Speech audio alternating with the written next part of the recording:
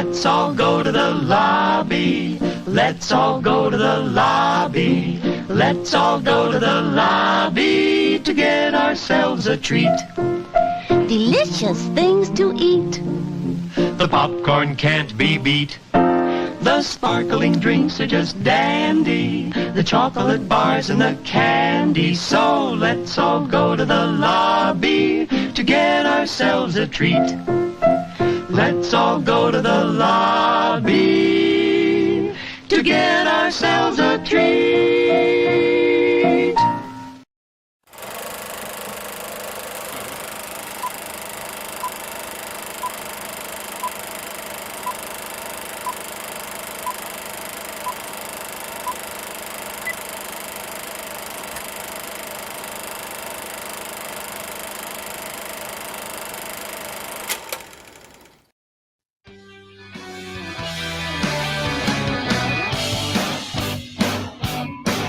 We are back, and it is Box Office Battles with Greg and Eric. A little bit of a... That's us. That is us. Look, aren't we, our picks ourselves, very sexy? Looking good. Yeah, I wish I could live life as a Pixar character. Makes us look very young. And anyone who knows us in real life knows that that's not the case. That's true. Welcome back. A new category tonight, and this is going to be a fun one. I don't know how we're going to do this. Eric and I are going to talk about it right now. We're doing best bad movies ever. So welcome to episode 12. Tonight we've got a crazy couple of films, and we're going to have a lot of fun. So let's see. You'll find out later which one of these films I absolutely loved. You loved one of them? Greg, both of these movies are a piece of shit. But that's why we're doing this. Yes. It seems that way. Yeah, thank you. I forgot why we do this. We watch movies, right? And then we talk about it. That's just you and I. And people listen to this. Basically, we put them head to head.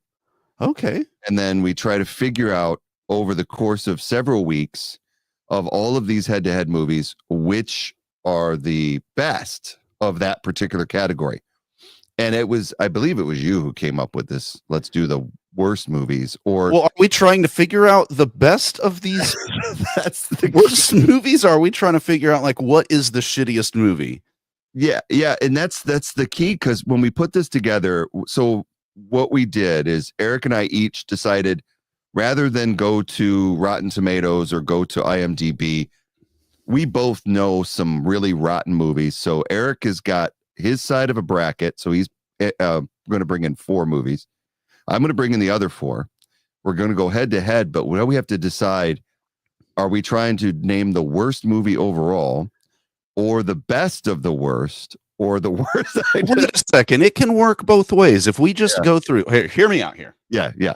If we go through this, and tonight we got to choose between Battlefield Earth and Catwoman, and let's just say at the end we say, okay, listen, I think of these 2 shitty movies, Catwoman is the better movie. All we got to do is make 2 brackets, one where the one we think is better goes through, one where we think the one that the other one goes through, and then at the end of all this, we'll have discussed all of them and got to the best of these and the worst of these. I do want to talk to you, Greg, though, about maybe it's just one of the like idiosyncrasies of our selection process, because I did frame this to you as like right after we had done our first battle, which was the AFI, American Film Institute top 8. And I said, hey, wouldn't it be funny if we did like so bad they're good? Right. But I think what I really meant at the time was box office flops. And to review films that were intended to be good movies that just failed and flopped spectacularly. So that's why you see on mine, like 3 of my 4 choices, Waterworld, Catwoman, and probably to a slightly lesser extent, Battlefield Earth, were like big budget Hollywood films. They tried to be successful from concept, development, filming, production. They were professional films, right? Right. But that's slightly different than your choices, which are just like Pieces of shit. bad fucking movies. So, like, because we're gonna watch Plan 9, we're gonna watch Bano's Hands of Fate at some point. Yes. I've seen that because of the Mystery. Mystery Science Theater before, but those can't be box office bombs because No. they were already low budget. They weren't even B movies, like Z movies, one of which was made by an amateur as a bet. One of them that costs like $10,000. Those films can't be good movies by their nature. Every now and then you'll find some like Napoleon Dynamite, really low budget.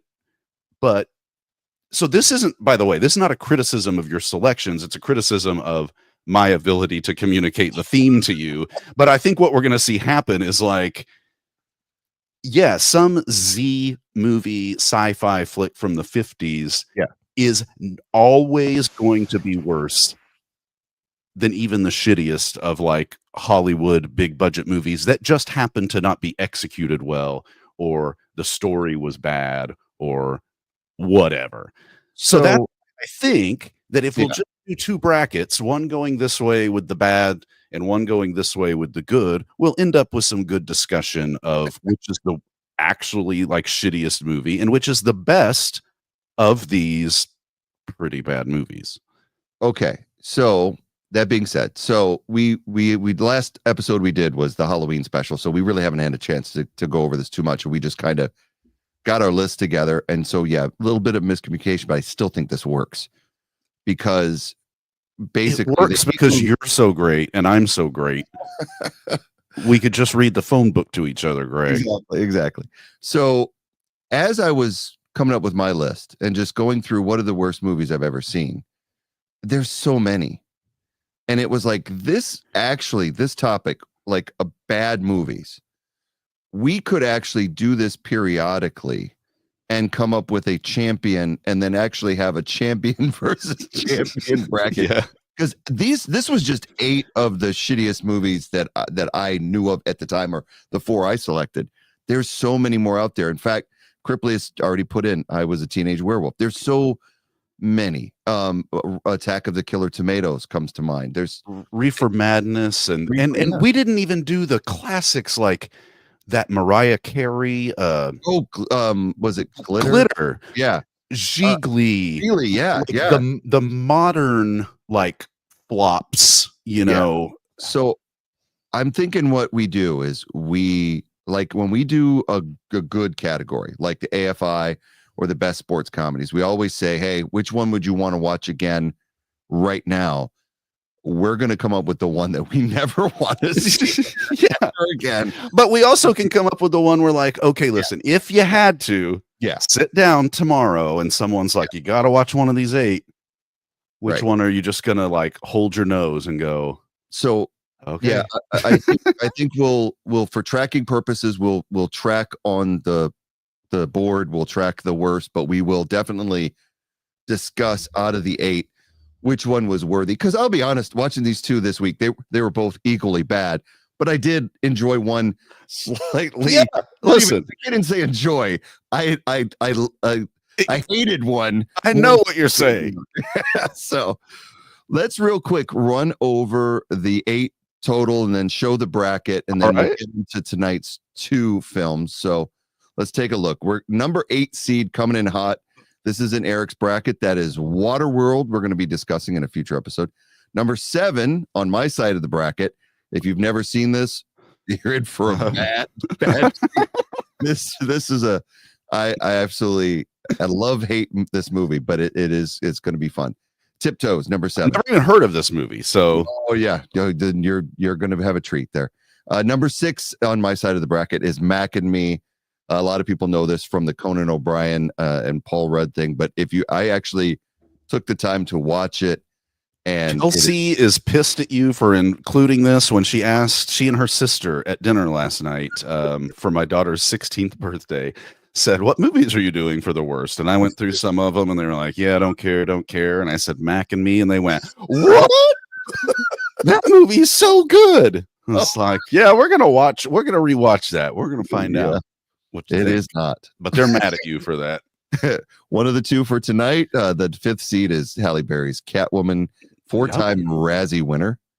Then also tonight on Eric's side of the bracket, Battlefield Earth with John Travolta, the Scientology sci-fi classic. And then getting into the top three is Plan 9 from Outer Space on my side of the bracket. The number 2 seed is Manos Hands of Fate. You would be familiar with this if you've seen Mystery Science Theater. Quite possibly the biggest turd that they've ever shown on that show. I tried to watch it without Mystery Science Theater. It's brutal. It is absolutely brutal. It can't be watched. But we're going to give it a shot. It has to be absorbed into your soul. I'm considering trying again with no Mystery Science Theater, and we'll see how it goes. Okay. And then the number one for any bad movies, it's become a really big cult classic as far as people watching this because it's extremely bad. I believe that if I had to get into my psyche, which I try my very hardest not to do because it's a scary place to be, but I believe that The Room is the reason I wanted to do this whole exercise, because like you said, it took on a life of its own. They made a movie about the making of that movie. I believe it was called The Disaster Artist. Yes. And so, and maybe I'll watch that as a companion piece when we get around to that one. But I think I've never seen that movie, but just knowing of its existence within pop culture is what made me think, well, maybe we could subject ourselves to 7 other bad movies and maybe it might be fun. And I don't think after watching the first 2 of these that watching the movies is going to be very fun, but I'm already having a good time talking to you about them. So So there's the bracket. And if you're familiar with the show, we're on this only our 12th episode, we're catching fire and enjoying doing this for everyone. So I've got Eric's side of the bracket, my side of the bracket. We're eventually going to claim a winner. And like I said, I think this is something we can do periodically, do another couple of categories and then come up with 8 more turds.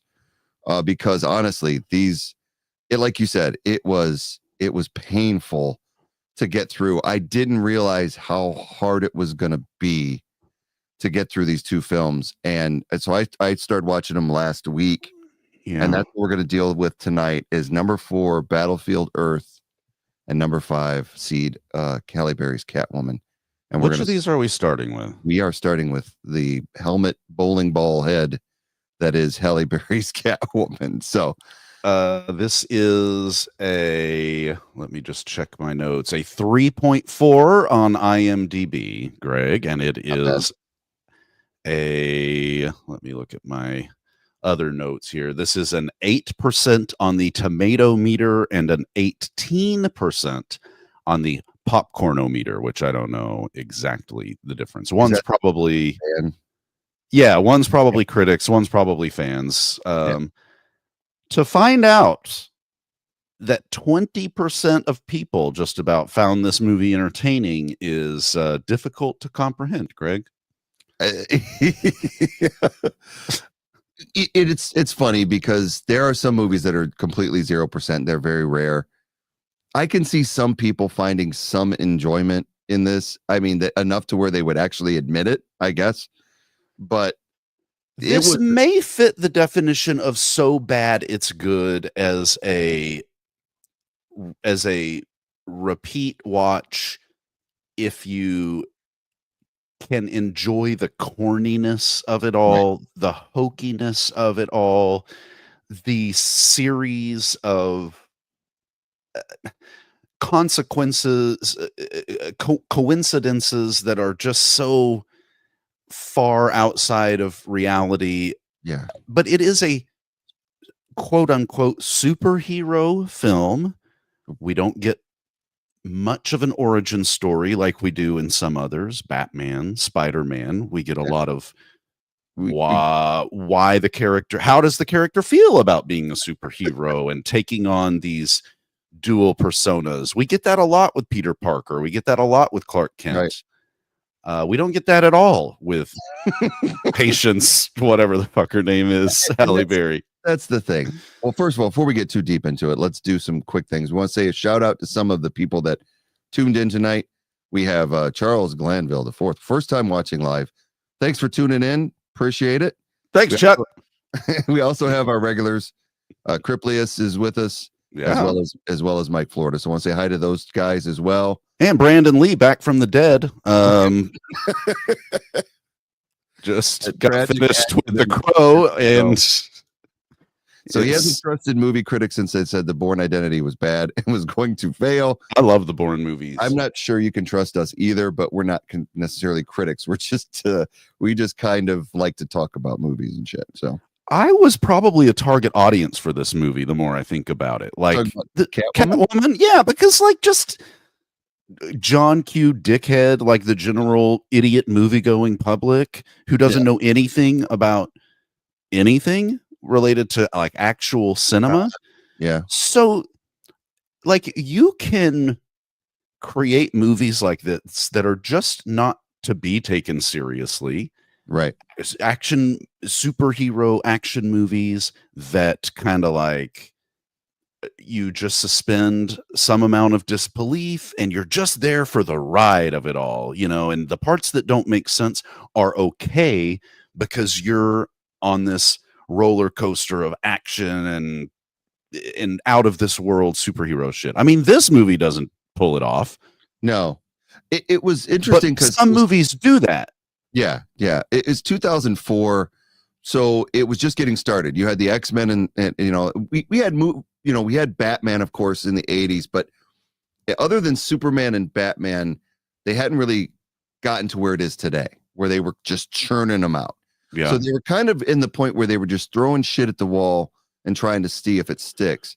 And with this one, from my understanding, looking into the movie, which I wish I hadn't done, but was that it was going to be a Michelle Pfeiffer Catwoman. It was supposed to be a spin-off of the Tim Burton and the Michael Keaton Batmans, and it just got in development hell. And you know what happens when these movies get in development hell? They get passed from one director to another, stars from one to the other. By the time they went to shoot it, after the X-Men did fairly well, and they wanted to jump on it, and you had the Christopher Nolan series getting ready to start, they wanted to kind of jump on this bandwagon and throw Catwoman at us.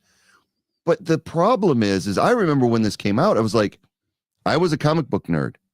Catwoman was Selena Kyle. That was her name. Who is Patience? Who is this person? And it was like you're just making your own shit up. And then they have this whole connection to the Egyptian mythology.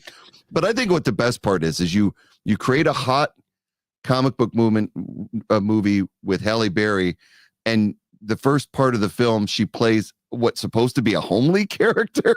Yeah, she's real homely. She works in the art department of a horribly ugly. Yeah, look at her. Pays her any attention. She's just, oh, good Lord. God, could they have shoved down my throat, which Greg, usually I'm into. But you mentioned that Egyptian motif, and that intro credit roll might be worse than Mano's Hands of Fate of 9 minutes of a car driving where the credits ought to be. And I'm just like, okay, I get it. Let alone we find out later in the film, Greg, that Halle Berry's neighbor just happens to be the world's foremost academic expert in feline mythology. I mean, what are the odds? Yeah. And the fact that she has hundreds of cats that have apparently the magical reviving powers. That was, I mean, okay, so Peter Parker gets bit by a radioactive spider. Mm-hmm. You have Green Lantern gets a ring from an alien species, but Patience, she ends up getting flushed out of sewage. And a cat blows into her mouth. And I looked, I must admit, I was, multitasking as I watch it. And I just remember saying out loud, oh, good God. A CGI cat, not a, they. Oh. Like the worst in, how obvious it usually is to recognize when an illustration is AI created. Yes. It just has that look and specific feel. And this is AI from 20 years ago, and how fucking shitty that was. Oh yeah. And so much of a use of it, and it wasn't good yet. Oh, It was Christ almighty. rubbery, the textures were off. And I think Yes. even then people were just like, oh, why so much? The technology is not ready for this. And you had Now, other superhero films where they didn't use the CGI so much. They tried to mix it in just for those one scenes where you couldn't have a practical effect.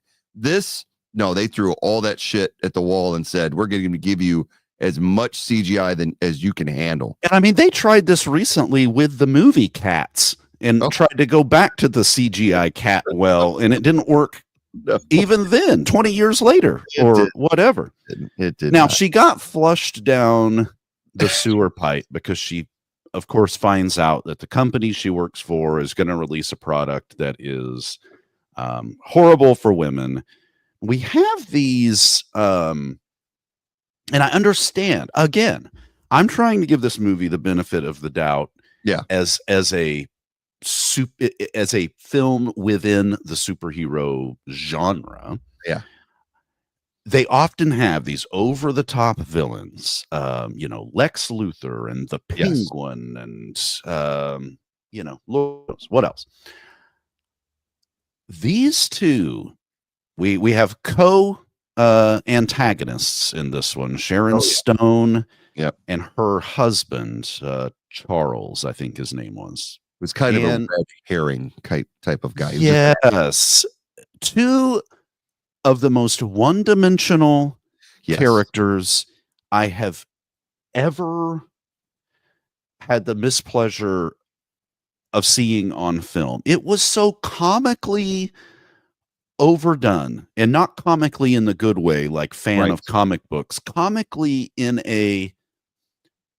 as you could probably tell us a lot more about than I could, and I will obviously allow you to do that, but character development relies on multifaceted characters who, at least in some way, either engage an audience or it is revealed to the audience that there's something in their past that has turned them evil, or that there's some reason for the audience to care about why they're evil. Something has to happen here. Yeah. For these anti-heroes, for the villains of these stories, so that you even give a shit who wins and who loses. We don't get any of that. It's just kind of the most cardboard flat character writing and delivery I've ever seen. It is in a comic book film, or in any action movie, your film is only as good as your villain.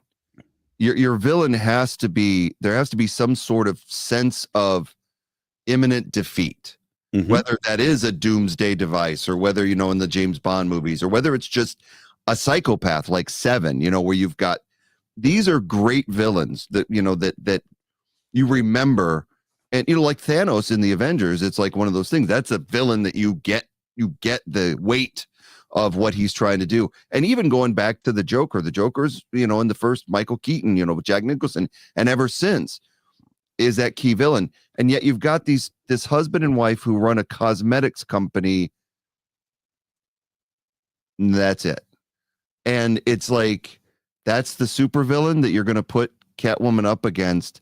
And of course we learned that the husband's just a philanderer, and it's all, Sharon Stone, and which you couldn't see that shit coming. But I mean, Ray Charles saw it coming. Yeah.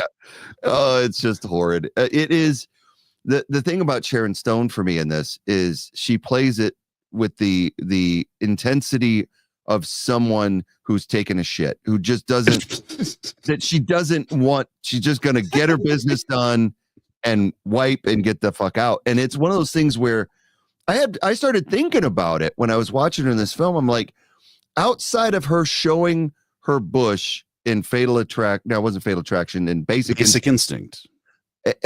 Did she do anything that we can recall? That she's always been a rigid actress. Yeah, and yet she's this cultural icon, and I can't remember ever going, Because we saw her pussy because they strapped a light to the insides of her legs and shined it right up.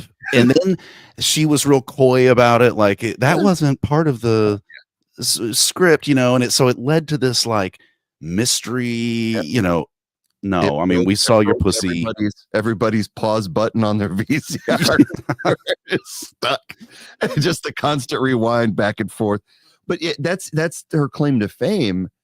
And I just honestly, I've never said to myself, "Oh, I need to really watch that Sharon Stone movie tonight." I know she had the Western one, but whatever. Yeah, I don't know. You know who loves to party, Greg? Apparently, Patience's neighbors in this movie love to fucking party, dude. It doesn't matter. Yes. When, where, Greg, at my age, there really needs to be an occasion to party. Yes. Parties don't just make themselves.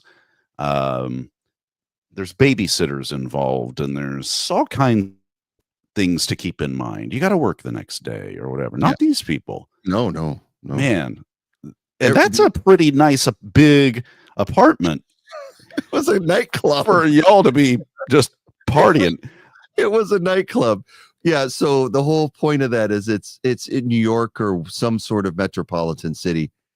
And apparently you don't. This doesn't happen in Gotham. This doesn't happen in the same universe as Batman. Maybe they never say. They don't say. They never say where they're at. We just get these computerized images of a city that was made in a PlayStation 1 video game. Okay, but why? Okay, but here's the other thing. So she's just a regular, like you said, like put upon homely ad exec or creative. And she has the life breathed into her by a cat after she Shawshank Redemptioned her way out through the sewer. Why is she like 30% bad and 70% hero? They tried to pivot in parts of this movie into her being like when she rips this guy out of his Jaguar and is like, tough shit, sucker, and I'm out. What his frame of reference is, this person just stole my car. or the robbing the jewelers. Yes. And what are you? She stops the robbery, but then she takes all the shit. So it's like this whole thing, like they really wanted it to be like the Catwoman from the comics, who is a villain, who started out that way, was a cat burglar, always one of Batman's nemesis, and then they had this whole romance thing that kind of made her like a taboo. And so they're trying to build this hero story, but they're also trying to balance out her being a cat burglar, and it doesn't work at all. It doesn't make sense. It's like she's bipolar. It took you 15 seconds to adequately describe the original version of this and why that works. Yeah. But they couldn't take 15 seconds to establish her in real life as someone who might, given unlimited power, use it sometimes, on the gray side of the morality scale, but mostly good because she is a hero, but sometimes a little off or whatever. But no, I mean, it's just this weird, it was so off-putting. Okay, but listen. I laughed out loud when she, Greg, I don't know if you know this, her neighbors love to party, but when she becomes Catwoman, she finally has the balls. Yes. Because she's not been spayed or neutered, as far as we know. Kitty balls, yes. To go over there. Yes. Listen, they shut the door in her face. They're not hearing it because you know what they want to be doing? Partying. They don't have time for the neighbor. Her cat strength, Greg, kicks the door down, as cats often will do. Not scratch the door until you finally give in. You're taking a dump. The cat wants in there, and it just continually scratches and meows. Yeah, where's that super strength the rest of the film? Well, okay, but she kicks. Okay, but she jumps up on the bar. Yes. And when she paws the like cups and shit off the bar like a cat would do. That was fucking Yeah. funny. And that is the kind of like leaning into the cat thing that I can really get behind. Like knocking shit off countertops, licking her own asshole. Yeah. Using a litter box instead of like the toilet. Sleeping on the shelf. So like get into that. Don't get into super strength and like she learned how to use a whip all of the sudden. What was it? She had like 8 tuna cans that she's just pulling all of the tuna out of the tuna cans. The sushi was unbelievable. Yeah, she's the weird tongue. It was disgusting. She's just grabbing all the sushi. She wanted all the sushi. That was becoming a cat made her cut her hair also, for some weird reason. Yeah, and then that was like all of a sudden now she's hot. And now she's hot. She's not homely anymore. She learned how to ride a motorcycle, but not her motorcycle that we know of. Where that came from? A randomly parked motorcycle. Again, these are the kind of things that, like, using a whip. Whip is hard to use, but she just picks it up right up, man. She's a natural. She was wasting her time at the beauty parlor gig. I think. But again, all of these things to point out, like, it's okay to have these moments in a movie that isn't supposed to be too serious to where you just go, okay, I mean, okay, now she knows how to use a whip. It's the combination of all of them that just makes it so like, as we'll find out later, that you can learn how to fly a Harrier jet in 4 days, or whatever. You're in the Air Force. We were in the Air Force. We'll talk about that later. But it's this accumulation of all of these things that not only don't make sense when you think about them, but they don't make sense in the context of the movie, and they don't make sense in the context of superhero movies are about normal people who, through some trauma or tragedy, become this altered, heightened version of themselves. There's conflict within them about what they have become and why. What is their motivation now that you're given power like this? And that's what connects us as viewers to a superhero in general. And this one just is like, well, none of that is part of it. She looks hot in leather, and she does. But the costume itself is actually, I mean, when you look at it, it's kind of a nightmare as far as it's for dating. In a case of a dating emergency, wear this. It of course, again, the Catwoman is known for a one suit leather outfit, like in the Michelle Pfeiffer. It had all the stitches in it.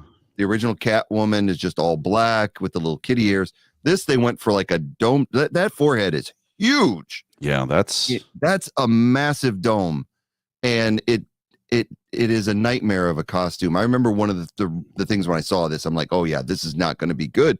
Was based on the costume, because they're just trying to get Halle Berry's boobs out. They're just trying to show, and no complaints on that, but that doesn't make a great movie after like 5-10 minutes.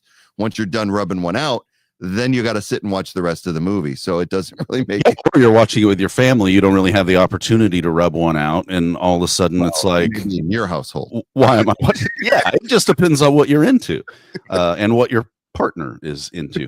Allow me to quote Greg from the late great Roger Ebert.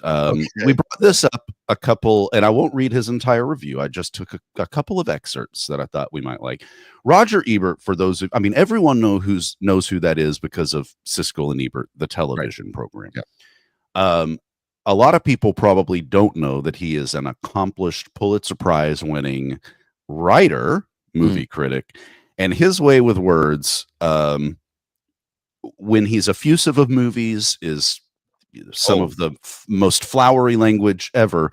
When he doesn't like a movie, Greg, it is equally as intimidating a writing as I've ever seen. Allow me Oh, yeah. Catwoman is a movie about Halle Berry's beauty, sex appeal, figure, eyes, lips, and costume design. It gets those right. Everything else is secondary except for the plot, which is tertiary. Stone's character is laughably one-dimensional, but then that's a good fit for this movie, in which none of the characters suggest any human dimensions and seem to be posing more than relating. And the final parting shot, the director, whose name is Pitoff, was probably issued 2 names at birth and would be wise to use the other on his next project. Yeah, I actually have a picture of the director.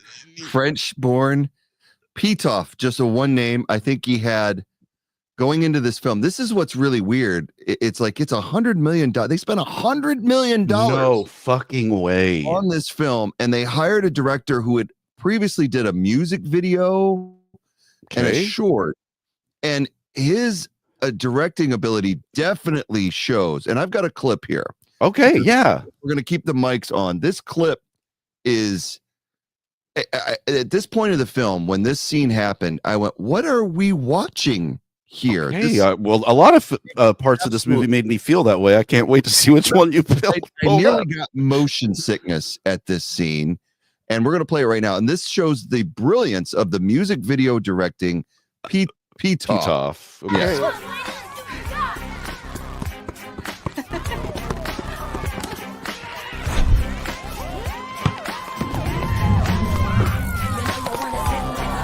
Yeah, unreal. It's amazing that she can play. Done that since I was a kid. I haven't done that well since she was a kid. I don't never do that as a kid.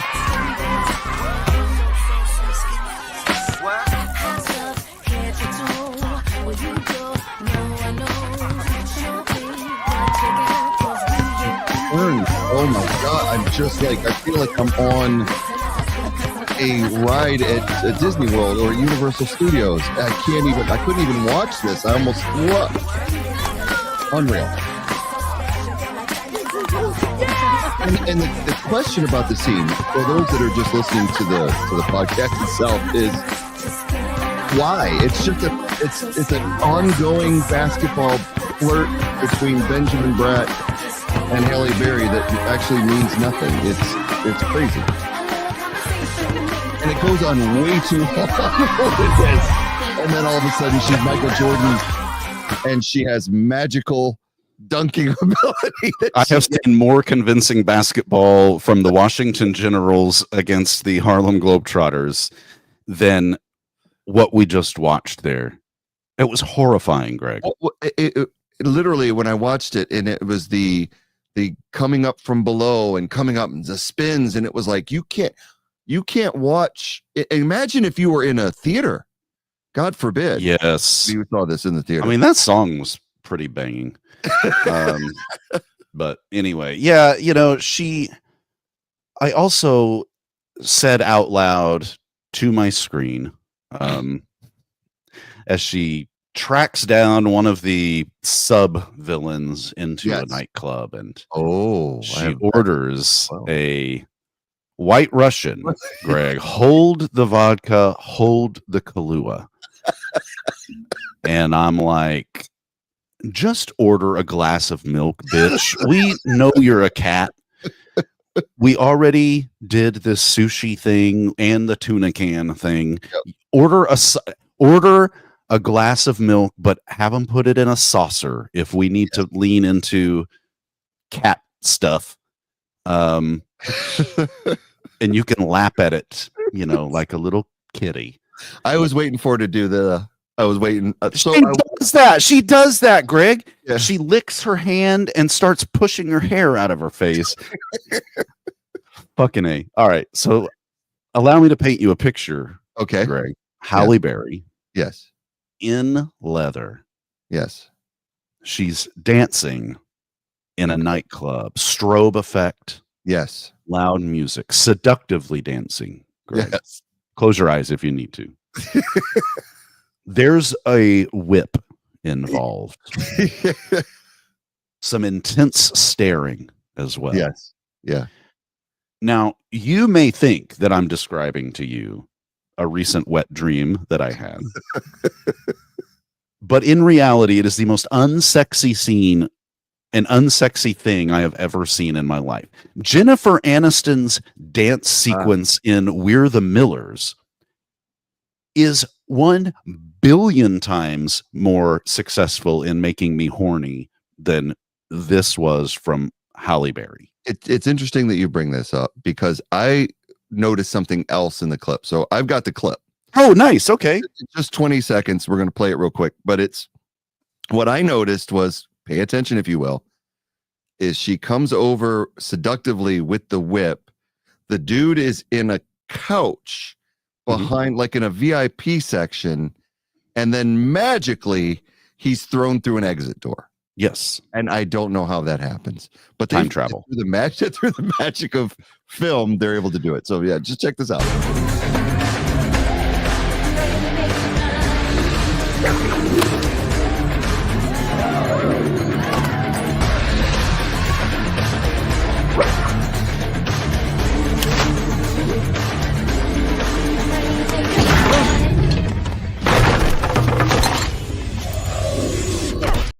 Where did the door come from? Why doesn't she ever meow either, or arch her back? Yes, yes. She does at one point go to a guard and Get the dog. Oh, the guard too, but the dog that passes her, she hisses. So they're a little inconsistent in their application of feline qualities to our protagonist. Yeah. It seems like when it fits with, the scene itself, they'll add it in if they must. Sometimes we forget that there are any cat-like qualities to her, even though we already know as an audience that a literal cat breathed life back into her and saved her life. We know that not only from watching it, but from the world's foremost feline academia neighbor. It's like her Alfred, and she's like in it for 2 scenes. It's like it makes absolutely She has many leather-bound volumes in her personal library of cat literature. So bad. And I don't know. I will say one thing real quick. I have a still from this scene, and when Halle Berry's looking through a lot of the photographs, there's something there. There's an Easter egg that you can pick up on, and I'm going to show it to you right now. That shows that this may be in Michael Keaton's universe. Take a look. Oh shit! There's Michelle Pfeiffer. She's looking at like the history of Catwoman. Yeah.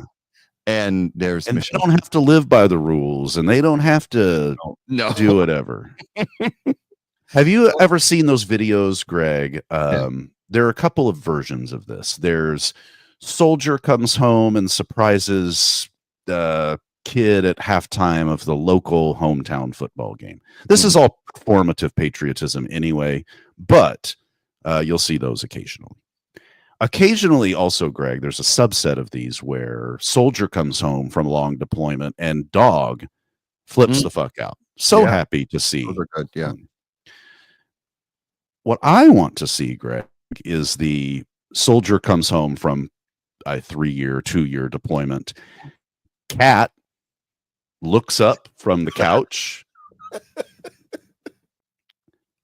and then just goes back to licking its own asshole because Cat doesn't give a fuck that you were gone. Will you be feeding me sometime soon?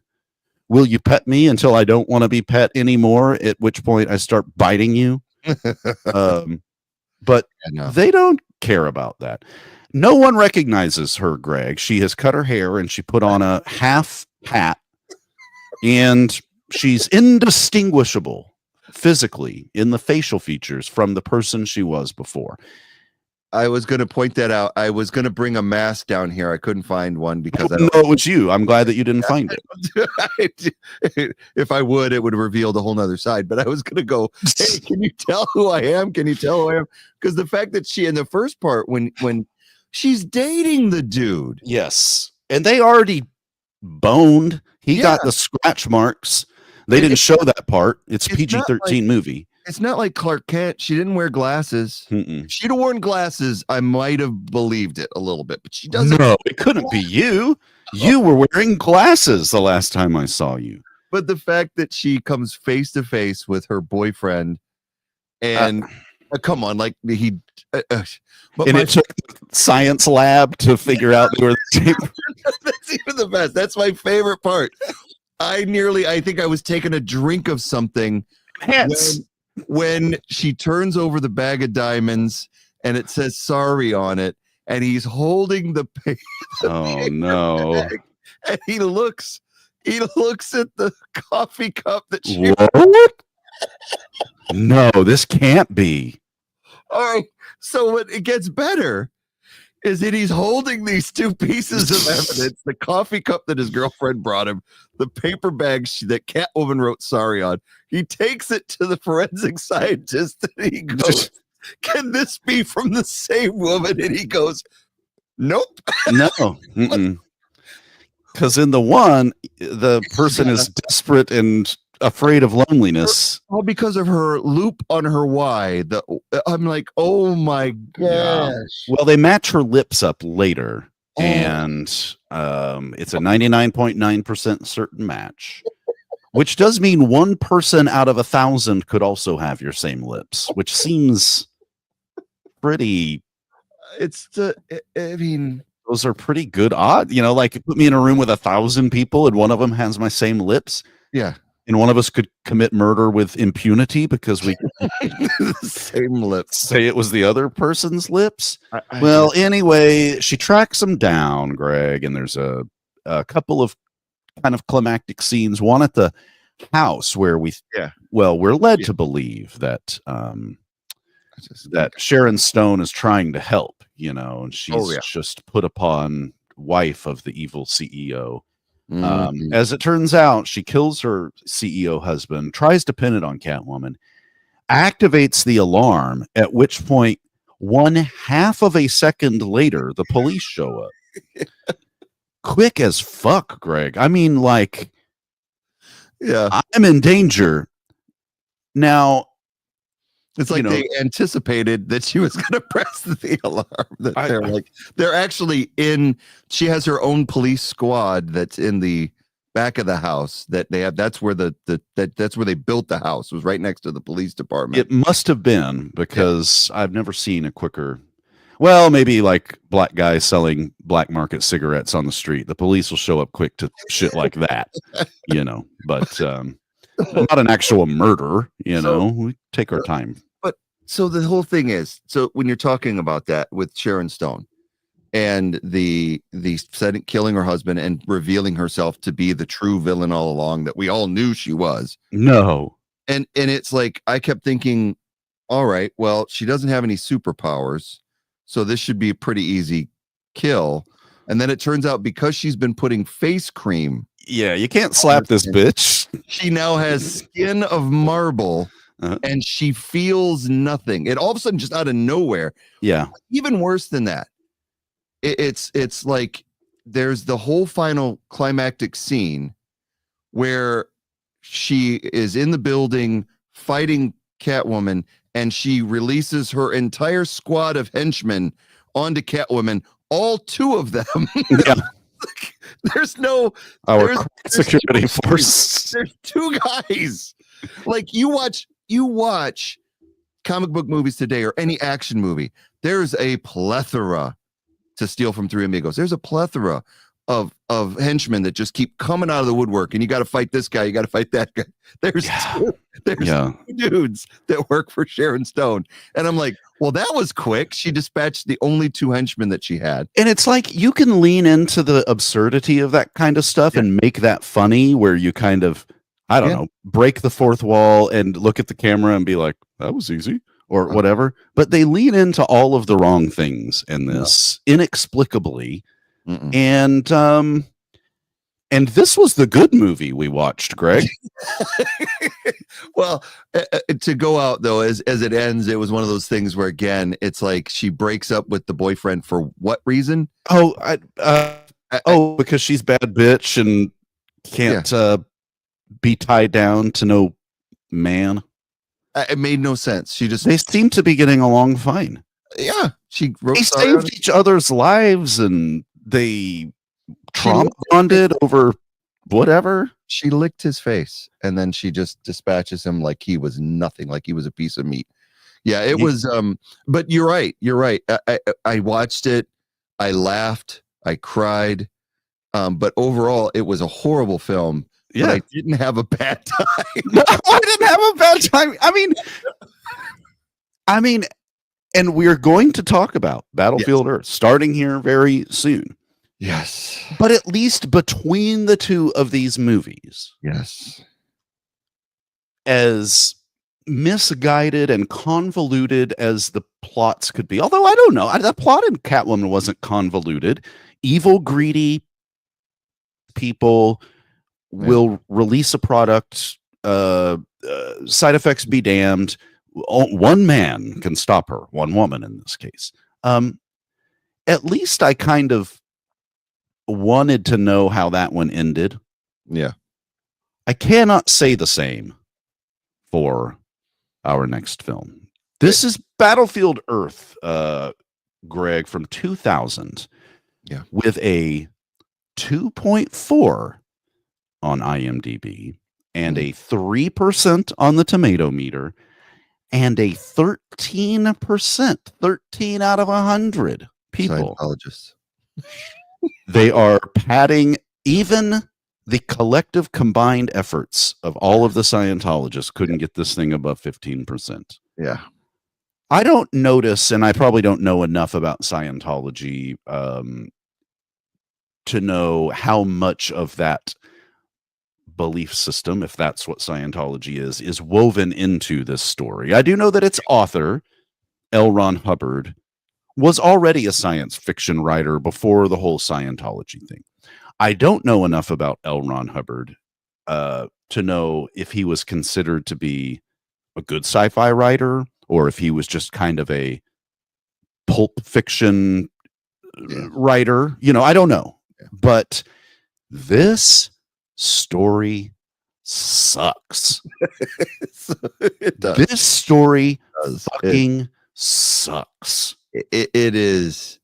I remember when it came out, and I remember I think we rented it, and I think at the time I got 15 minutes maybe into it, and I went, "All right, Dad, this one is going back. This is not. We're not finishing this."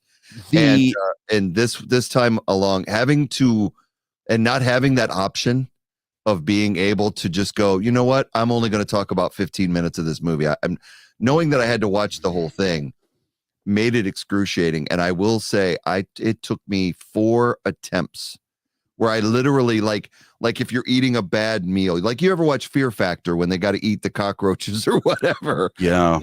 And they take a bite, then they just got to go, and then they need a break before they go back for another bite. They're willing to do it. Yes. You just need a little time. That's how I felt watching this movie, is like I would do 20 minutes and go, all right, I need a break. I got to put something else on. It was that bad that it was like I just couldn't. It is the most senseless thing I have ever seen in my whole life. Yeah. The fact that John Travolta is in it, well, we know he's a Scientologist. And to answer your question, I told my wife a little bit what I knew of Scientology, basically from watching that Going Clear documentary. Oh, with Leah Remini. Yes. So the original one, not I didn't watch when she did like the whole 12 episodes, but just the documentary itself. But what I understand is that there are these alien creatures called Thetans that inhabit our bodies, and if you join the church, they learn how to maximize your Thetans. They have a whole big meter system that shows you where you're at with Thetans, and then if you keep moving up the ladder of Scientology, you get more Thetans, and you get more power, and you get more success, and you get more life, and you get more love, or whatever. So Tom Cruise is full of fucking Thetans. Can I put Thetans in my ass? I wouldn't imagine why not. I mean, they gotta go. Okay, well then maybe I'll look into it. I think he has them coming out his ass for sure. Tom Cruise does. So, and John Travolta again at this time was very heavily involved in the church. So, and I'm familiar with the criticisms of Scientology as a belief system, and you know all of the wackiness. And I'm really not here, Partly because that's a kind of intense crew that you don't want to No. be in our little podcast that could. I don't want to find out that we got flagged somewhere and all of a sudden. But this is a retelling in some ways of the very classic oppressed versus oppressor motif at its very basic level. That's what it is. It doesn't give us any unique quality or retelling of that story.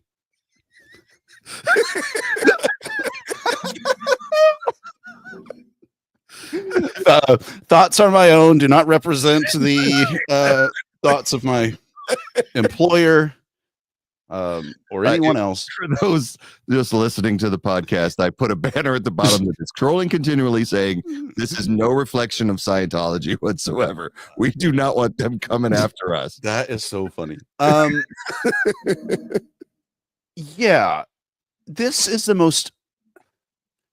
Okay, allow Roger Ebert. Battlefield Earth is like taking a bus trip with someone who has needed a bath for a long time. It is not merely bad, it is unpleasant in a hostile way. It is the most senseless thing. There is not a compelling plot device. No. It is stupid. I mean, look at everything about this movie is stupid. You didn't even need to get Forrest Whitaker or John Travolta in this film because they're basically unrecognizable. Oh. This is a group. This is a race of aliens. The Cyclops. Cyclos. Look at their hands, dude. They have perfected warp speed time travel, but they haven't figured out dental hygiene. How to wash their hair. Washing their hair, manicures. Oh, it's so bad. Poor Forrest Whitaker. That's who I feel for the most. I had to look it up and see if is Forrest Whitaker in the Church of Scientology, because I feel like you could only be a part of this if you had some other motive, whether it be blackmail or threats, or you're trying to take one for the team. The late great Kelly Preston shows up in this. Of course, I didn't realize she had died. Yeah, she did. Yeah, longtime spouse of John Travolta. Yeah, she makes one appearance in this. Mischief. Have you ever seen Mischief? No. Oh my goodness. All I'm going to say is, if you like Kelly Preston, watch Mischief, and be prepared to pause and break your pause button. Okay. Greg, this is a good movie. I watched about a minute and a half of this movie before my first loud audible sigh that had Kelsey look up from what she was doing and go, "What?" And I was just like, this fucking movie. Yeah. The random slow-mo bits. Okay. So we don't need to talk about a whole bunch of it, but they do this thing, which sometimes happens, Greg. You, again, as a film academic, sometimes when you're act 2 and 3, you know they're going to be long. Yes. Sometimes you have to find creative ways in your act 1 to set the table. I'll tell you a film that does this really well is Moulin Rouge. They go through this frantic act 1, setting the scene for everything that happens in the rest of the movie, and it can feel like a lot, and there's a lot of changing of settings and characters and introducing characters very quickly, and you really got to pay attention. And I love that movie, and I tell people, I warn them if they haven't seen it, like it can feel like a lot. It can be very off-putting. Baz Luhrmann has this aesthetic, Very right? frenetic, but Yeah. rewarding. Yes. But it pays off in that movie. They try to do something similar here in Battlefield Earth in the first 10 minutes or so, but it just feels like they accidentally dropped all of the film onto the floor and then picked it up and just kind of put it together. And what they're trying to do is to explain to you that the aliens took over and we're all captive. But like, we get that without all the weirdness that they put us through. Quick cuts and this overtly dramatic, like, this film happens in the fucking future, dude, but it looks like it happened 1,000 years in the past. Now they're all cavemen.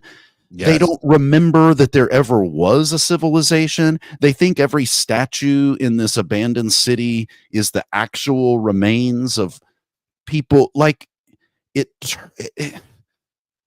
exhausting even trying to talk about it because it's so fucking stupid. Let's look at the cavemen, and this is one of the things that cracked me up. So it's the year 3000. In the year 3000. We're told that it's the year 3000, but yet a perfect, not perfect, but a mini golf course still exists out in the middle.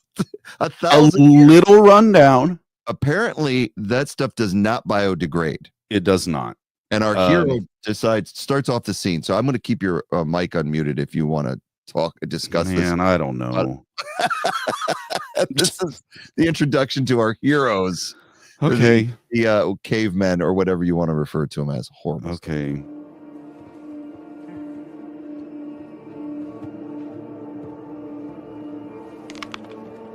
I don't know if that's a golf ball. I don't know what he's trying.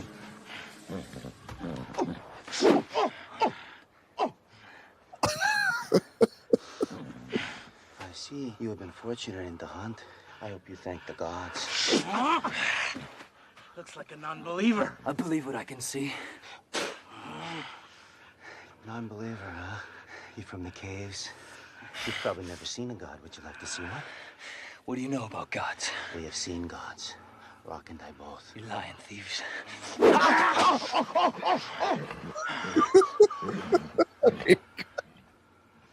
a minute. We were hunting. We have no time to show you gods because we have no food. Meanwhile, these people who are primitive, eat live rats at some point. Their teeth are great, Greg. Yeah, they're amazing. They have, and for the cavemen, through all of the human knowledge that they lost over time, it's good to see that they stick to the basics of primarily self-care. It's the like the it's like, what is that? What is he like? But then he goes, oh yeah, never mind. I forgot that previously, before this random encounter, we were hunting for sustenance. But meanwhile, all he can say to this guy is, ooh, ooh, ooh. Fucking stupid. So anyway, yeah. Yeah, so they, try to condense a lot into that first thing. Greg, that's when I stopped taking notes on this thing, because then I just sat back and decided that, like being tied to a train track, to take a page from the old vaudeville, Yep, just let it happen. Motif. Struggling against it isn't going to help. You're just going to wear yourself out unnecessarily. Might as well take a quick assessment of your life to think about maybe all of the people that you loved, maybe all the people who loved you, and just let it happen. That's what I did through this movie. I just let it happen to me. Yeah. Like I said, I had to take it in small bits. I couldn't do it in one go. It was like scenes like that. Like you were talking about some of just the filming techniques, the constant, like I was in a Batman from the Adam West, like all the scenes being 45-degree angle. I have something to tell you about that And it's from Roger Ebert. oh, really? The director, Roger Christian, has learned from far better films that directors sometimes tilt their cameras, but he has yet to figure out why. So I guess I wasn't the only one who picked up. That was like, so going back to the Catwoman scene, the dizziness of it, I was like sitting there watching this movie going, why am I having to tilt my head?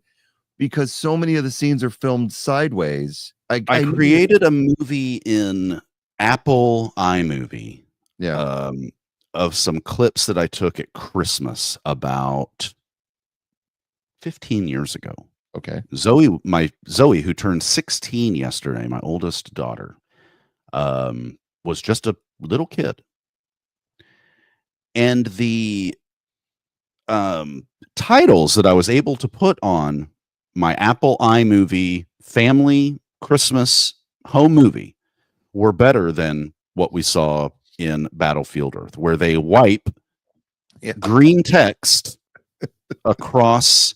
And listen, Star Wars, one of my favorite film franchises, at least definitely. the first 3 of all time, use a lot of wipes. Mhm. And it never to me seems amateurish. Put in the hands of this director, every time they did it, it looked like a PowerPoint. You know, I do my trivia presentations on PowerPoint, and sometimes I'll choose the wrong slide to slide transition, and it looked fucking stupid.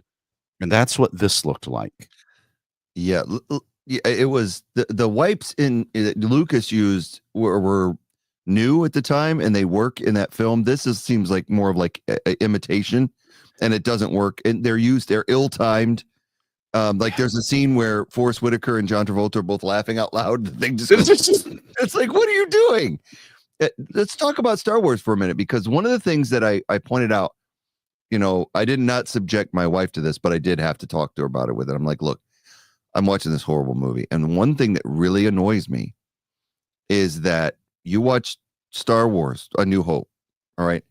How much screen time does Darth Vader have in that film?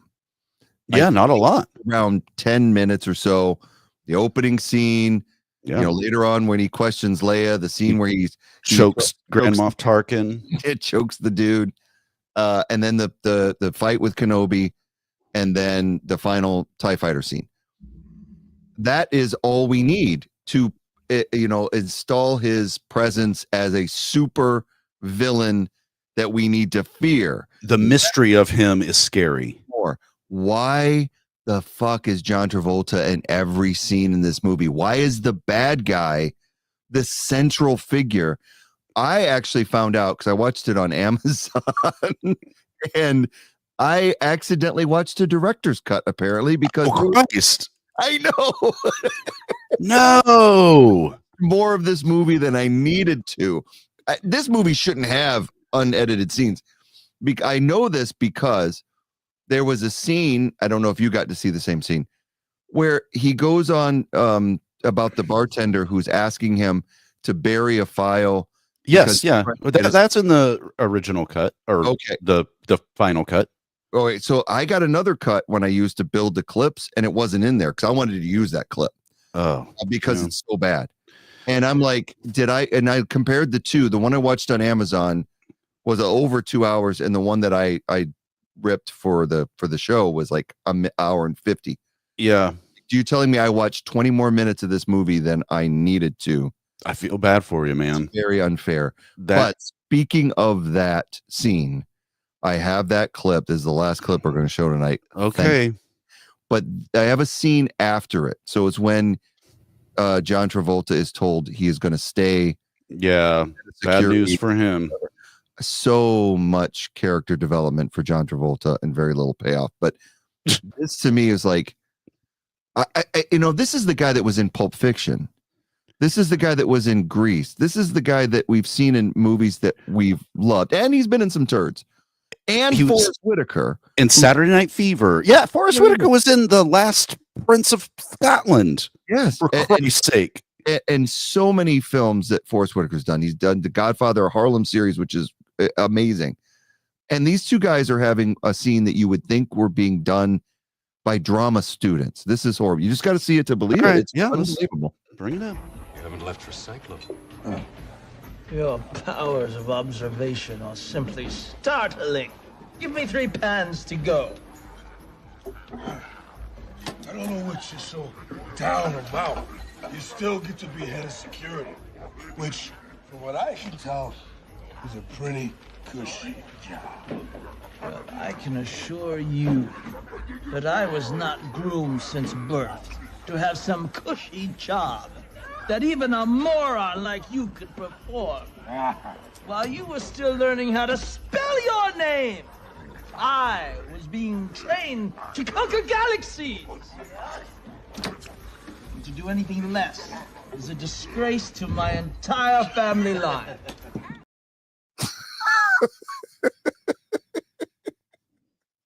I was being trained to conquer. It's acting. I feel like I have it within me to really dress down things that I don't like, even if I just do it just for my own gratification, or Which you do from time to time. which I do. And this movie did something to me. It changed my DNA in some way to where you can't even have the energy to talk as much shit about it as it deserves, because it has drained the life force out of me.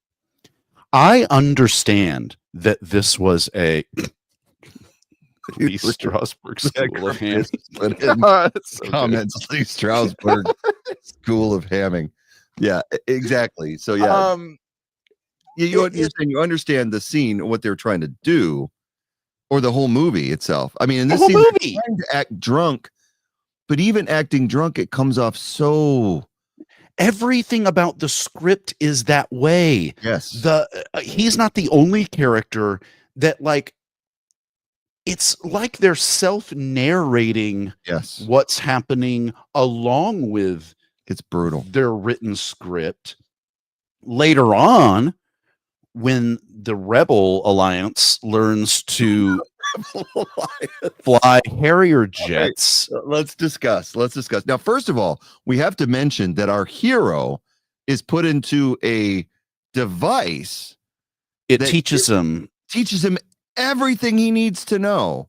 They about. did this in the Matrix already. Exactly. He gets plugged in, but he learns their language. He learns all about their technology, and then he goes off to lead the revolt.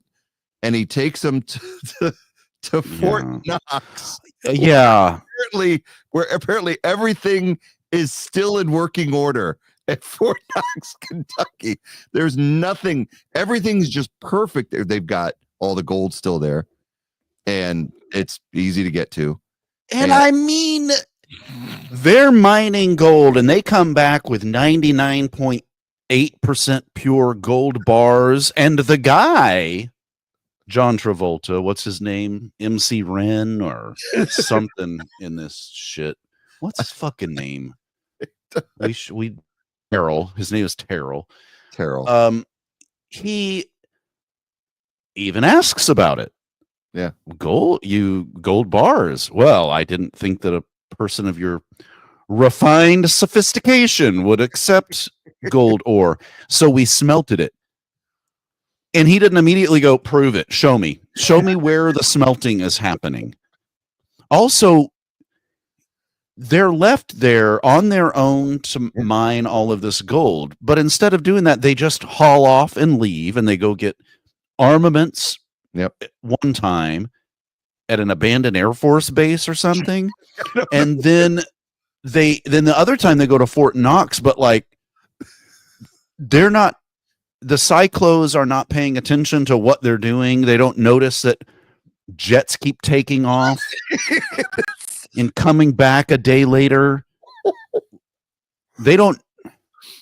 I There's so much of this that is left up to Yeah. the audience to just shrug their shoulders and say, well, I guess that's just how it go, because there's no other explanation for it.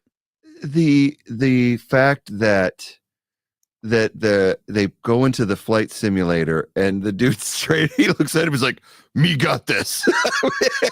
And you're gonna come out and be able to fly a Harrier jet, like you said earlier, within 4 hours. And everybody had to go through the flight simulator. So that's as easy as it is to fly. It's a good thing that they did. Because, and also, listen, they're not flying like a Piper Cub here. The world's most advanced aviation technology exists in the United States Air Force. And I mean, from what I understand, you can correct me. Yeah. Interrupt me if I start to stray off base. Okay.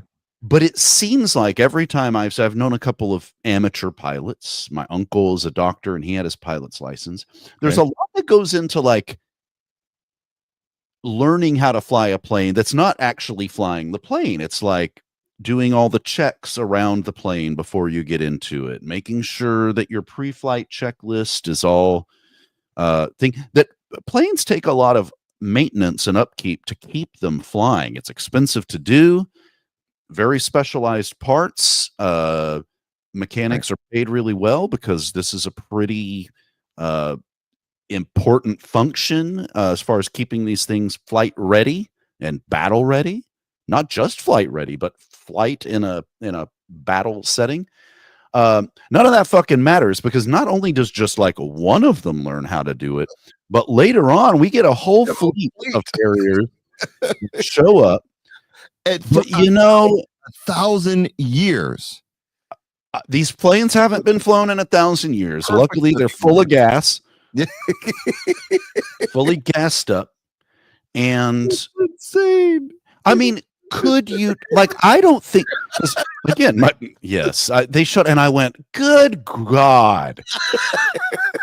Well, Panther meets an untimely end, and we know that his name is Panther because when his plane gets shot down, there's a lot of similarities to Star Wars, Rogue Leader, Red Leader. And we know his name is Panther because as his plane explodes, the guy who learned how to fly a plane in 4 hours and taught the others says in a slightly elevated, raised voice, Panther. Now, obviously, in a situation like that, Greg, it's high stress, high intensity. Maybe your emotions, you can't allow them to get the best of you in battle. And maybe later he'll mourn and be very animated over his colleague's death. But at the time, it was like me yelling at the dog for peeing on the floor. Panther! No! Bad, Panther.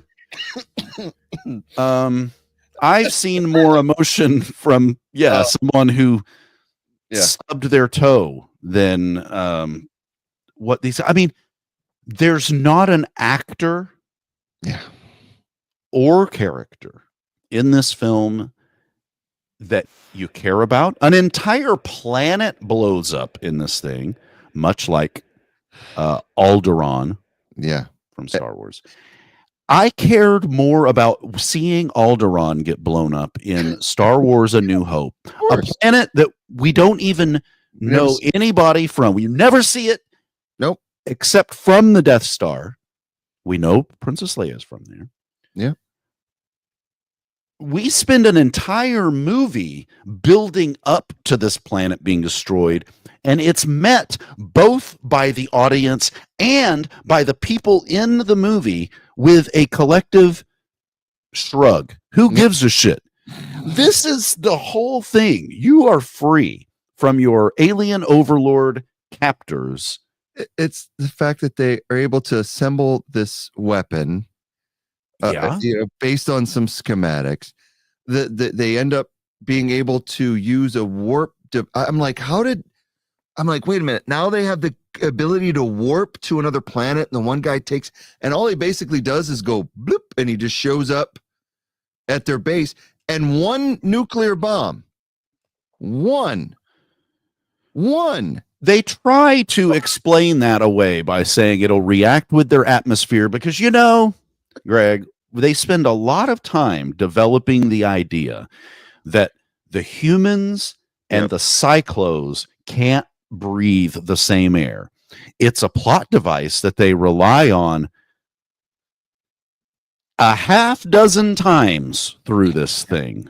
Yeah. When in need of a little bump in the action or a little bump in the pacing of this thing, all you got to do is go back to the well of, well, if they get outside the dome, they can't breathe. And if these guys are inside the dome without the little nose pieces, they can't breathe. And so hilarity ensues when you like tying a sock around a cat's waist and watching it, freak out or walking across, I don't know, saran wrap or something.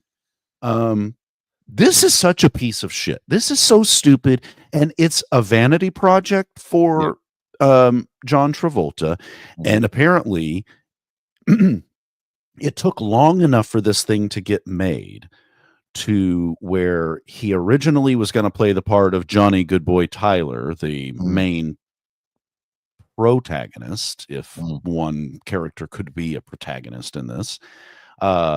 Instead got too old, couldn't see himself in that role anymore, and became the chief bad guy. Terrell is his name. I might like to live in an alternative reality where year 2000 John Travolta plays the lead character. I don't think it's going to make this movie any better, but at least John Travolta, who, as you mentioned, in Saturday Night Fever and Pulp Fiction and Grease, was an actor that drew your attention to him, had a certain look and had a certain charisma to him that at least drew your interest. I mean, from an audience perspective.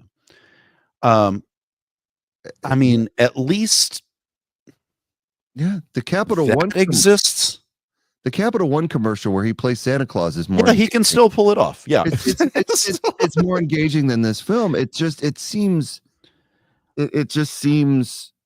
so. Everything seems off to the degree that you feel like you're watching a bad made-for-cable film that shouldn't star anybody worth anything. That this is just a throwaway made for video. I mean, on the realm of like Sharknado or anything like that.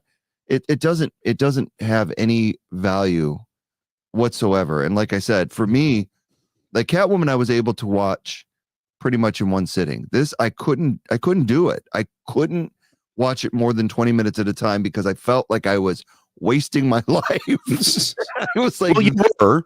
I watch everything, dude. I watch a lot of bad movies. I can find value in bad films. I find a little bit of value in Catwoman, as bad as it is. It makes me laugh. But this didn't even make me laugh bad. Okay, find something good to say about Battlefield Earth. We were able to find a couple of silver linings in the turd that is Catwoman. We were able to pick out the corn. You know what? One good thing, at least from an academic standpoint, and the good thing can't be it was so bad that we never had to watch. Apparently, there's a second half of this book. This would only covers the first half, and they would have. I don't know. They seemed to wrap it up in a pretty tidy bow. I mean, not to get that book or whatever. Just give me one gun to your head. Tell me something good about Battlefield Earth. The only thing it did is it made me laugh with its incredulity. The Harrier jet sequence, specifically. The thing, these other stuff that made me laugh, like the clips we showed, it didn't make me laugh. I was just like, I literally would stare at the screen with my mouth open, just, and it wasn't funny. The stuff that, like the scene where Barry Pepper, the protagonist, shoots the guard, and then John Travolta gives him the gun back and says, "Do it again," because he has to see it for himself. That's not even funny bad. That's just like, I can't believe you put that in a movie bad. And the number of times that character tries to use clever wordplay where he goes, "Okay, I promise I won't kill you." Oh, and there's that relief in Johnny yes. Goodboy Tyler's sensibility. Yeah. But I never said my friend wouldn't kill you. Ha ha ha. Tricked him again. And this happens with the bartender. Well, I said I would keep it out of your file while you were giving me useful information. Yeah. But as such, seeing as you won't be giving me, okay, you fucking. And what I can't figure out is that if me, Dr. Dumbass, who doesn't know anything about anything, if I know that is bad writing, bad delivery, an overwrought sense of cleverness, if I know that, yeah, they had to know. How does, I mean, I don't know who directed. Oh, I know who directed it. It's the second unit director from one of the Star Wars films or something. Oh, good Lord. But at the very least, Forrest Whitaker and John Travolta are professional enough. They knew to know. Yeah. I don't know about Barry Pepper and the rest of these people. I mean, you get past John Travolta and Forrest Whitaker, it's a who's who of people you've never fucking heard of. And never will again. And never will again. Except for Barry Pepper. Barry Pepper. He was in Lost Boys. He was in Saving Private Ryan. He's the one that looks like the Bill and Ted from Bill and Ted's Excellent. Okay, that's who I thought it was. Thank you for saying that. What's that guy's name? Not Keanu Reeves. Not that's what I call him. Yeah, not Keanu Reeves. Like the other guy from Wham, like that guy. So yeah, they knew. Yeah. And I think shame on them. I think that adds to the disappointment. Yeah. In all of this is that this isn't a student project. This is a $71 million budget film. And again, this goes back to what I started the show out with, is that there is this phenomenon of big budget movies. Yeah. $71 million that could have gone to homeless orphans in Namibia, or could have gone to literally any cause that wasn't this movie. I would rather they just spend it on themselves. I mean, yes, buy yourself, give yourself a nice Christmas bonus. Don't put this into the ether. Yeah, it is amazing that they knew. If you look on IMDb and just go through the images, you will see the premiere and the who's who that was at the premiere for this. Could you imagine what that theater must have been like? They said all the people, audience and critics reacted as we are reacting to it. Yeah. But one of the directors, or I think it may have been John Travolta, who said, George Lucas saw it and liked it. Quentin Tarantino saw it and liked it. So I think people are just being hateful towards the idea of Scientology, and that we could make a good movie based on Scientology ethos or whatever. Have you ever had? It's not why people don't like this. Have you ever had your niece or nephew go, "I'm going to sing you a song. I'm going to sing you a song. Listen." What do you usually say? That is so good. So good. So that's Quentin Tarantino patting John Travolta on the head. It must be. It has to be. I don't see Quentin Tarantino liking this. But anyway, I mean, think Forrest. I mean, they're one step away from Forrest Whitaker just saying you don't like this movie because you're racist. yeah. He didn't say that. No. But don't blame us as an audience for reacting poorly to your shitty movie. At least Halle Berry fucking showed up to the Razzies with her Academy Award that she won for Monsters Ball or Monsters Inc. One of them. Monsters Ball. And owned that. I was in a bad movie. Yep. I got paid. Or I really, for whatever reason, was deluded into thinking as we were making this that we were making a good movie. And as I see it now, I realize I should have known better. Whatever it was. They owned up to it and treated the audience. She treated the audience with respect for having made a bad movie. Yeah. She showed up and took it from us in a graceful way. Yes.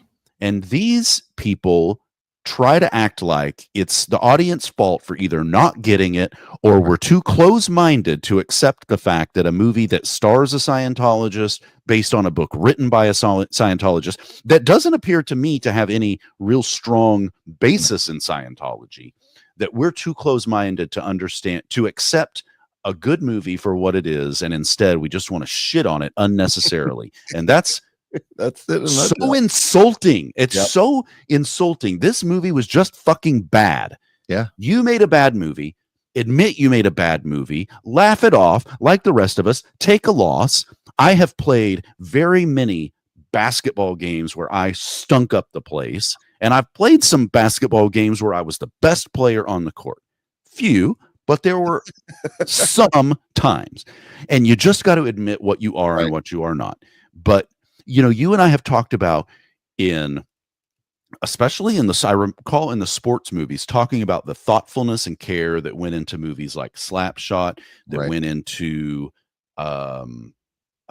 Singing in the Rain, that, you know, there are a couple of movies where we just were so impressed by the level of care and effort that people went into, not just for the art, but for the enjoyment of the audience, that the audience deserves to show up and be entertained. Yes. And they spent money to be here, and we owe it to them to give them something. Yeah. And these people can't even be bothered to put that care or effort in the first place, and then to turn around and act like somehow it wasn't their fault that they made a shitty movie. That pisses me off, Greg. And I didn't think that I would have that type of reaction to it. You know, it's just a bad movie. But finding out, you know, and listen, like I said before we even started the stream, I was talking to you and I was like, you know, watching the movies is going to be tough, but the shows are going to be fun. And you and I are going to enjoy talking to each other about this and our trauma bonding over both having to experience this same bullshit. And that part is fun. Yeah. But watching this movie was not fun. No. At the very least, watching Catwoman had a couple of times where it bordered on fun. Yeah. Even if it was dumb as fuck. Yep. I agree. So I don't know. Yeah. So one thing I'll say about Catwoman, you know, no matter what Halle Berry did, she'll always be our Storm. She was always going to be that for the X-Men movies, no matter what they do in the future. She was the original Storm. And she's a good actress. She's just in a bad movie. Same thing with John Travolta, Forrest Whitaker. Good actors, just stuck in a bad movie. Probably one of the worst of all time. So if we're grading this on just vileness and bad, I don't think we really need to vote. We both think the stinker, the one I wouldn't watch again ever, and I never will. My instincts 20 years ago were correct to turn this off 15 minutes in, and this movie will never, ever grace my eyeballs ever again. But moving on, in our worst movies of all time is definitely Battlefield Earth. So this fucking piece of shit movie, Greg. It earned it. I you know, rarely do I think we've got a winner of the whole bracket. We're going to get through some others, but this one, It is vile. It is vile. So we'll keep doing them. We're gonna watch more movies that are bad in their own ways. Right. And we're gonna spend an entire episode talking about Manos Hands of Fate, but it is Yes. permanently ingrained in my mind. There will be levels and boxes in which the bad sit that are different for a lot of these movies. What Yes. made Catwoman bad isn't the same thing that made Battlefield Earth bad, and isn't the same thing that is going to make Manos Hands of Fate bad, or Plan 9 from Outer Space, the Ed Wood movie, bad, right? Oh. So there are levels to the bad that get compartmentalized in certain ways. You and I will have the unfortunate challenge of sifting through, because it's not like we're watching 8 movies that just had bad scripts. Yes. Or 8 movies where the acting was too rigid. Overall. Or 8 movies where whatever. Yeah. Just overall bad. 8 unique movies that are bad in their own unique ways. And I don't know, Greg. I had fun getting through this one. Yeah. I didn't have fun watching the movie. Hell no. But it's so ludicrous. Both of them were, that it's fun to talk about, just to have that shared experience. So yeah, like Eric said, we have more to come. And in 2 weeks, on the Tuesday, the 17th of December, we are going to continue our first round into some bad movies. And he mentioned Plan 9 from Outer Space, the Ed Wood classic. This is going to be a joy. Against you're gonna have to talk to Kelsey. It's Mac and me, baby. Yeah, okay. Maybe we'll have her pop on. That would be fun. We'll see if she would be willing to do that. We want, if she's got a defense of this movie, we want to hear it. I'm gonna find out. We'll watch it. And I'll let you know. That's going to be the next show for Eric and I on Box Office Battles. We hope you all come back for that. Remember to always tune in on Spotify or Amazon Music and share with your friends that we're out there. We appreciate you all joining the live stream tonight. Keep coming back. We'll let you know when we go live on next Tuesday. So thank you so much, and we'll see you then. Until next time, be excellent to each other. We'll see y'all then.